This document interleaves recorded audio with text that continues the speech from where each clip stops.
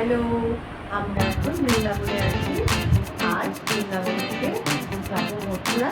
মথুরা হয়ে আগ্রা যাবো। আজকে মথুরা ঘুরবো।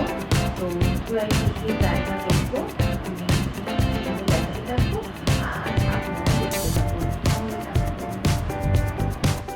ফার্স্টে পেরিয়েই আমরা পৌঁছে গেছিলাম কারাগার, কংসের যে কারাগার যেখানে শ্রীকৃষ্ণের জন্ম হয়েছিল, ওটাকেই শ্রীকৃষ্ণের জন্মস্থান বলা হয়।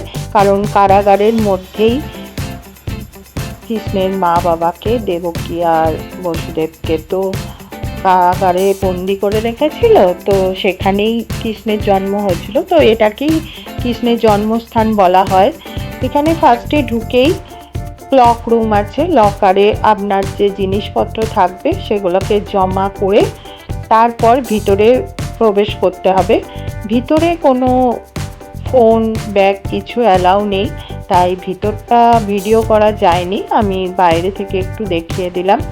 জায়গাটা খুবই সুন্দর এবং অনেকটা সময় নিয়ে কিন্তু জায়গাটা দেখতে হবে। প্রায় আধ ঘন্টা 1 ঘন্টা লেগে যাবে সময় দর্শন করার জন্য। আপনারা অবশ্যই একবার দেখে আসবেন। তারপর ওখান থেকে বেরিয়ে আমরা মথুরার যে আরও জায়গাগুলো আছে, যমুনা নদীর পার দিয়ে আমরা সেখানে পৌঁছে যাব।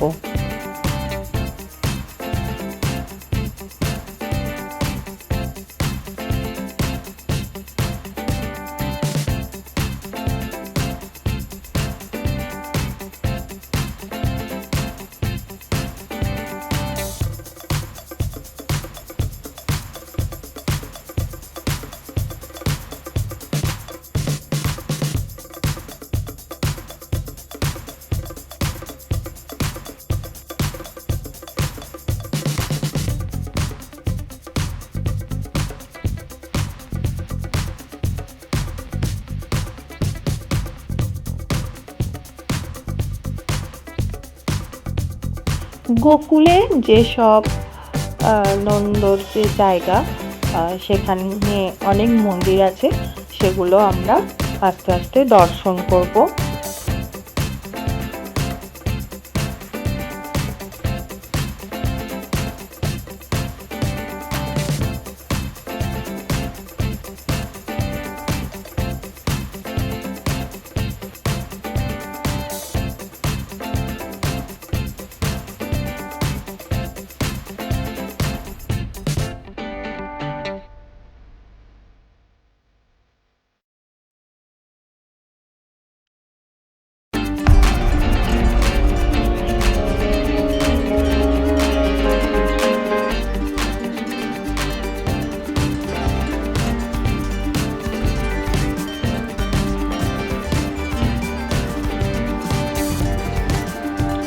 তারপর এই সেই যমুনা নদী, সুন্দর এই যমুনা নদী দেখার পর আমরা চলে যাব সোজা আগ্রা। আগ্রা যাওয়ার পথে আমরা যেহেতু গাড়ি করে যাচ্ছিলাম, তাই সেকেন্দ্রাবাদে যে আকবর টোম আছে, সেই আকবর টোমটা আমরা দেখে তারপর যাব। এখানে ফার্স্টে ঢুকেই টিকিট সংগ্রহ করে নিতে হবে। করে নেওয়ার পর তারপর আমরা সোজা প্রবেশ করব আকবর টোমে। এটা আকবর নিজেই জীবিত থাকাকালীন শুরু করেছিলেন, কিন্তু তারপর তার পুত্র জাহাঙ্গীর এটা শেষ করেছিলেন। আকবর দিনে ইলাহি শুরু করেছিলেন, যেটা সর্বধর্মের সমন্বয়ে শুরু হয়েছিল। উনি সব ধর্ম সমন্বয় ঘটাতে চেয়েছিলেন, তাই এখানে আকবর নিজে তৈরি করতে শুরু করেছিলেন। তাই এই প্রবেশদ্বারে যে কারুকার্যগুলো আছে সেগুলো সব ধর্মের সমন্বয়ে কিন্তু তৈরি হয়েছে।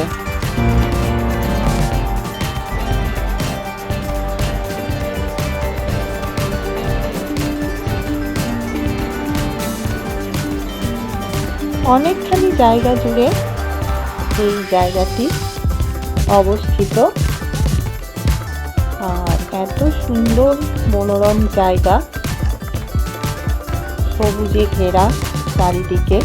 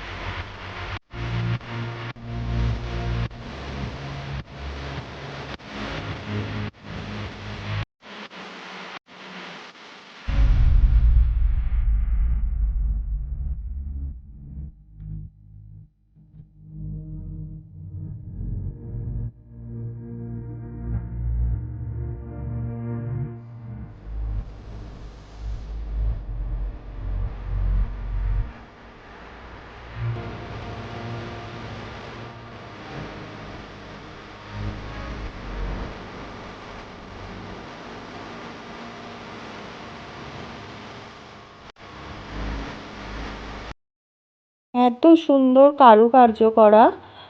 আর এই ভিতরের দেওয়ালগুলি এমনভাবে তৈরি করা হয়েছিল যাতে টেলিফোনের কাজ করে, মানে একটা দেওয়াল থেকে অনেক দূরে আরেকটা দেওয়ালে কথা বললে, মানে সেটা টেলিফোনে যেরকম কথা বললে শোনা যায় সেরকম শোনা যেত।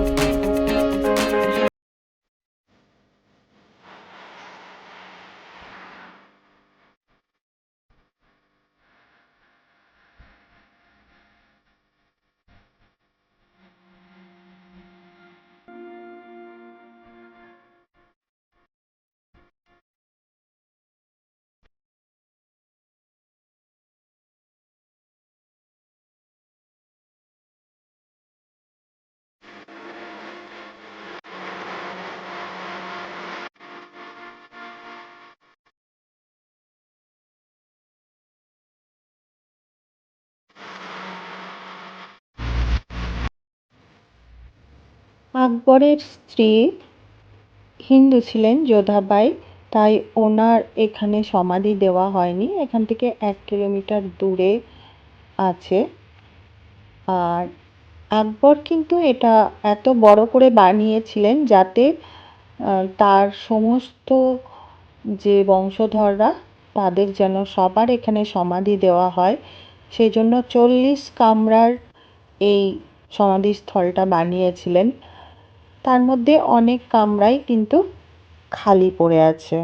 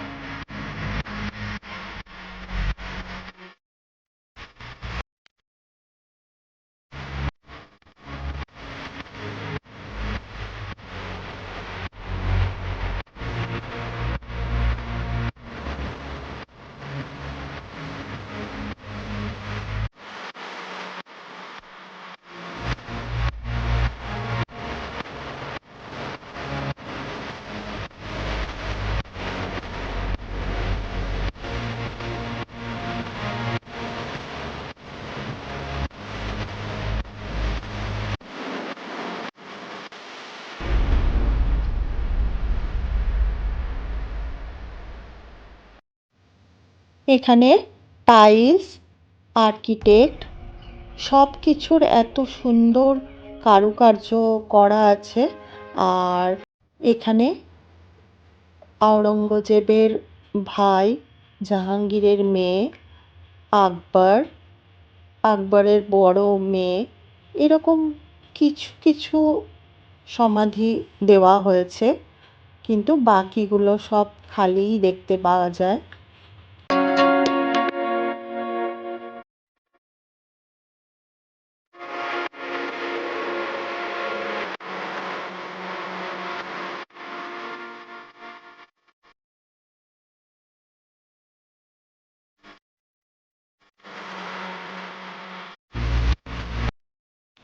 এই জায়গাটা কিন্তু অনেকটা জায়গা জুড়ে অবস্থিত, তাই এই জায়গাটা ঘুরে দেখতে মোটামুটি 2 থেকে 2.5 ঘন্টা সময় লেগে যাবে।